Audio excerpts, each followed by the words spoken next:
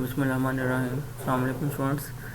अच्छा, आज हम लोग ना नेक्स्ट थ्योरम करते हैं। सीक्वेंस सीरीज़ वाला चैप्टर हमने स्टार्ट किया हुआ था, तो 7.18 तक मैंने कहा था हम लोगों ने जाना है। तो ये एक थ्योरम था। ये थ्योरम तो काफ़ी लेंथी है, लेकिन इस थ्योरम को ना आप जस्ट एक दफ़ा रीड कर लेना। लेकिन जो इसकी स्टेटमेंट है ना, ये इधर तक हमने कर लिया था।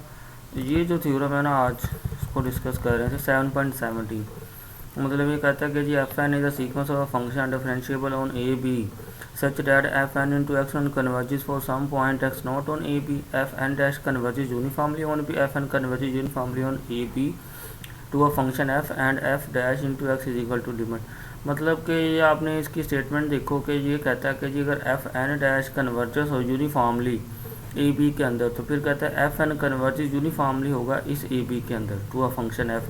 तो फिर हमारे पास ये जो डेरिवेटिव असल में ये डिफरेंशियल है, तो derivative F dash into X इसके इक्वल आएगा limit N approximate F N dash into X. ठीक है, तो इसकी स्टेटमेंट तो आपने अच्छे से याद रखनी है। एमसीक्यूज बन सकता है कि जी एमसीक्यूज ऐसे आ सकता है, कहता है कि जी एफ एन डैश कन्वर्जेस है यूनिफॉर्मली, तो एफ एन भी कन्वर्जेस होगा यूनिफॉर्मली ए बी के अंदर। तो ये चीज़ इसकी इक्वल है, ये स्टेटमेंट आपने याद रखनी है। ठीक है, अच्छा, फिर इसका जो प्रूफ है इसमें थोड़े से हिंट यूज़ किए हैं, लेकिन आपने इसके प्रूफ को देख लेना। ये तो डेफिनेशन है कन्वर्जेस की, आपको याद होगा कि कन्वर्जेस की डेफिनेशन हमने की थी कि अगर एफ एन कन्वर्ज कर रहा है सम पॉइंट को, तो कन्वर्जेस की डेफिनेशन हम लोग ऐसे लिखते हैं कि अगर ये एफ एन कन्वर्ज करता है, काशी कन्वर्जेंस थ्योरम के अंदर हमने ये पढ़ा था। ठीक है, तो फिर नेक्स्ट क्या किया उसने, इसका ले लिया derivative at a point T. जब डेरिवेटिव ले लिया इसका, तो क्योंकि इस इंटरवल के ऊपर लिया हुआ था, तो इसको उसने लिख दिया naught over two B minus A और at a T point. Derivative लेने के बाद उसने ये इस पर मीन वैल्यू थ्योरम लगाया हुआ जी, आप 5.19 से देखना पड़ता है। इसको मैं डिटेल में थोड़ा सा और एक्सप्लेन कर दूंगा, लेकिन अभी फ़िलहाल ना आपने इसको मतलब कि इसकी स्टेटमेंट को देखना, इसकी ये स्टेप को सारे ना देख लें आप लोग कि इसमें अब ये थ्योरम लगाया ये 5.19 है। अब 5.19 हमें पहले ढूंढना पड़ना है किधर है, फिर उस पर लगा के ये कंडीशन बनाई है। तो इसको ना अभी फ़िलहाल आप लोग, मैंने कहा कि इसको आप ना रीड कर लेना, जैसे ये डेफिनेशनें लगाई हुई हैं, फिर कन्वर्जेस यूनिफॉर्मली किया हो, इसको मैं मज़ीद ना एक्सप्लेन कर दूंगा, लेकिन अभी इसको रहने दें। ठीक है, आपको जितना मैंने बताया कि आप उतना इसको कर लें, तो मतलब आप इसकी स्टेटमेंट को याद रखें। स्टेटमेंट के बाद नेक्स्ट जो आपको स्टेप जो भी है, इसको बस एक दफ़ा ना, मतलब मैं चाह रहा था कि आप इसको रिवाइज़ कर लें, इसको पढ़ लें एक दफ़ा, इस थ्योरम को ना मतलब कि रीड आउट कर लें कि इसमें से कोई पॉइंट्स जो है ना, हाईलाइट्स जो भी जैसे ये रिमार्क्स में लिखा हो, इनके एमसीक्यूज वगैरह बन सकते हैं या शॉर्ट क्वेश्चन या किसी भी किस्म का आ सकता है। ठीक है, अच्छा, ये हमारा लास्ट टॉपिक है। इसमें कहता है कि जी 7.18 में कि there exist a real continuous function on the real line which is nowhere differentiable. मतलब कहता है कि ये जो एक्स मार्ड वाला फंक्शन होता है ना, ये किसी भी रियल लाइन में किसी भी पॉइंट के ऊपर ये डिफरेंशिएबल नहीं है। मतलब ठीक है, तो अब ये इसने तो ये बड़ा अजीब सा प्रूफ किया हुआ है। तो आप इसकी बजाय ना, पता क्या करो, आपको मैं एक आसान इसका प्रूफ देता हूँ, तो आप इसकी बजाय ना वो आसान सा प्रूफ कर लेना। ये जो प्रूफ है ना, इसको रहने देना। ठीक है, अगर पेपर में आएगा तो आप जो आपको मैंने बताया वो कर देना, आपको नंबर पूरे मिल जाएंगे। ठीक है, तो ये मतलब ये कि there exist a real continuous function on the real line which is nowhere differentiable. कहता है कौन सा ऐसा रियल कॉन्टीन्यूस फंक्शन है जो किसी भी जगह डिफरेंशिएबल नहीं होता। तो आपने वो फंक्शन बता देना कि वो फंक्शन क्या है, वो एक्स मार्ड है। कि एक्स मार्ड एक ऐसा फंक्शन है जो डिफरेंशिएबल नहीं होता। तो वो डिफरेंशिएबल नहीं है, पहले तो आपने एग्जांपल देनी थी ना। उसने कहा था कि एग्जिस्ट करता है कोई भी रियल, तो वो आपने बता देना कि जी हाँ जी एग्जिस्ट करता है, वो क्या है, एक्स मार्ड है। तो अब आपने एक्स मार्ड को इसको फिर नेक्स्ट ये शो करवाना है कि जो एक्स मार्ड है ये क्या है, ये डिफरेंशिएबल नहीं है, लेकिन ये कॉन्टीन्यूस है।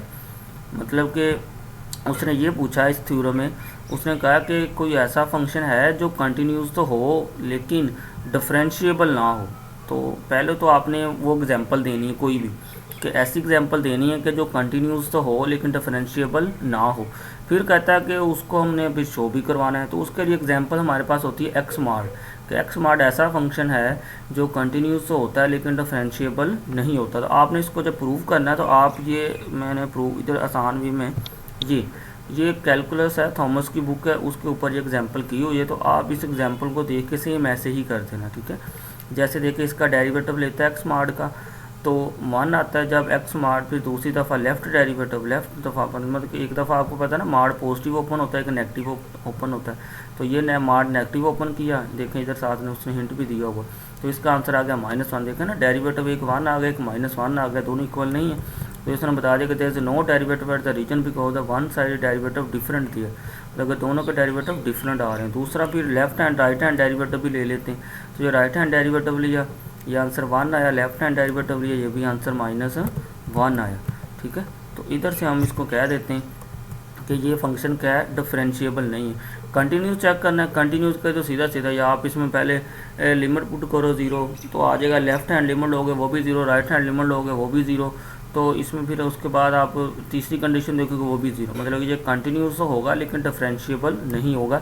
ये एग्जांपल नंबर 4 है, थॉमस कैलकुलस की बुक है, या आप उधर से एग्जांपल देख के आप ये वाली सारी एग्जांपल कर देना, ये सारी एग्जांपल कर देना इस थ्योरम की जगह पे, इस थ्योरम की जगह पे। ठीक है, तो ये मतलब कि ये भी ठीक है लेकिन ये थोड़ा सा मतलब कि डिफ़िकल्ट है, तो आप वो सारी एग्जांपल कर देना। ठीक है, तो इधर तक हमारा ये सीक्वेंस एंड सीरीज़ वाला चैप्टर भी क्लोज हो चुका है। ठीक है, अब इसके बाद हम लोग ये काम करेंगे कि इसके बाद ना हम लोग करेंगे कि जो आपको मैंने असाइनमेंट्स दिए थे ना इम्प्रॉपर इंटीग्रल वाला, उसमें जो क्वेश्चन थे उसके मैं उनको ना मतलब कि जो भी क्वेश्चन रहते हैं उनको मैं हाईलाइट कर दिया करूँगा। ठीक है, तो आप अपनी ये तैयारी शुरू कर दें, अपना रिवाइज़ करना शुरू कर दें, जो भी मसला मसाइल है वो आप पूछ सकते हैं। ठीक है, तो नेक्स्ट हम लोग इंशाल्लाह उसको जो आपकी असाइनमेंट है उसको डिस्कस करेंगे। ये चैप्टर हमारा इधर तक की क्लोज था, 7.18 तक हमने करने थे टॉपिक हमारे आउटलाइन के, तो आउटलाइन भी आपको मैंने सेंड की हो या आप आउटलाइन से भी देख सकते हो। हमारा जो है ऑलमोस्ट 4 चैप्टर थे और चारों कंप्लीट हो चुके हैं। ठीक है,